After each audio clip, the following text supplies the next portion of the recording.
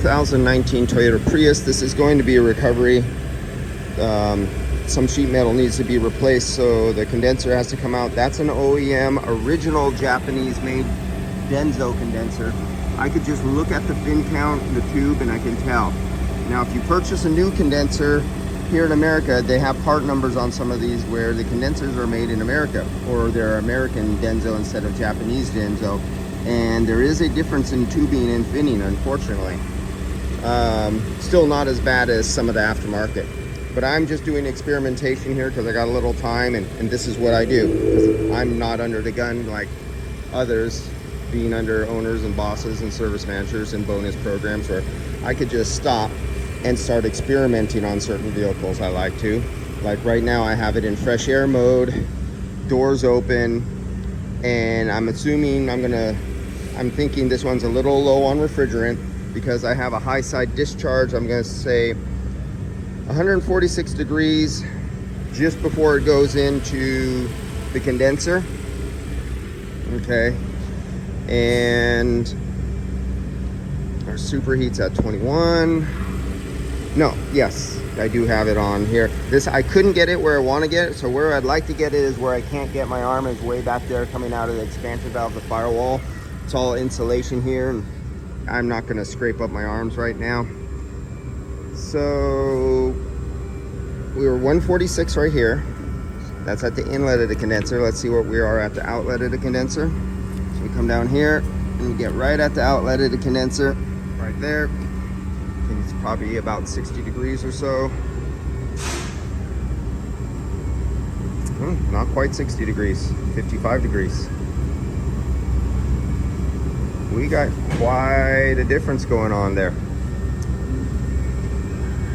146. Oh, no. I'm looking at the wrong one. I was looking at section line. Oh, we got 90, 146, we got 92, 40. So we got about a 50 degree drop across a microchannel parallel flow condenser. And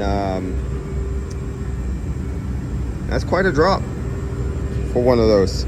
But let's get it out of a load, put it back on recycle mode. Go back to recycle. Oh, yeah, right there. Recycle. Now it's in recycle mode. So we know our compressor discharge is at 146, and we're at 90 something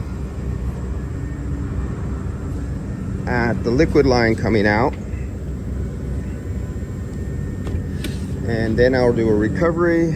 I'll measure the refrigerant, notate it, and then when I come back after they've done the work and they put the condenser back on, I will fill it up to factory specification, retake my test measurements, and you teach yourself things that are not in books.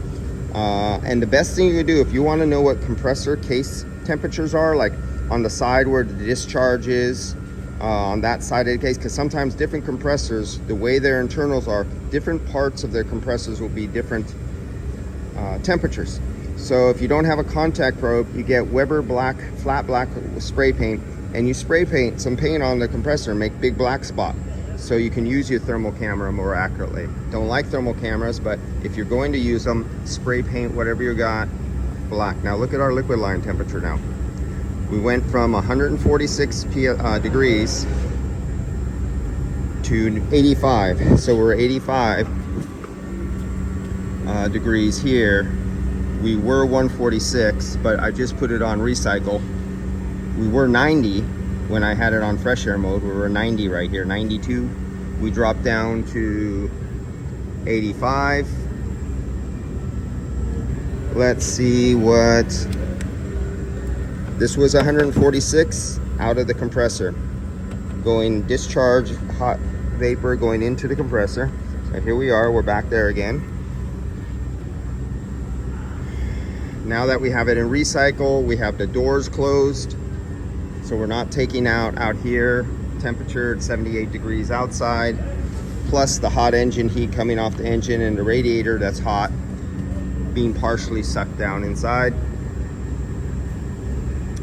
And we're no longer 146 degrees. It looks like we're going to be about 140 degrees. We're dropped about 6 degrees.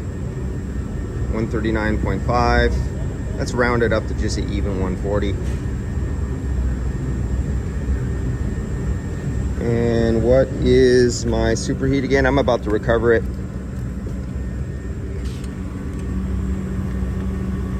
I've always liked to play with the electric compressors.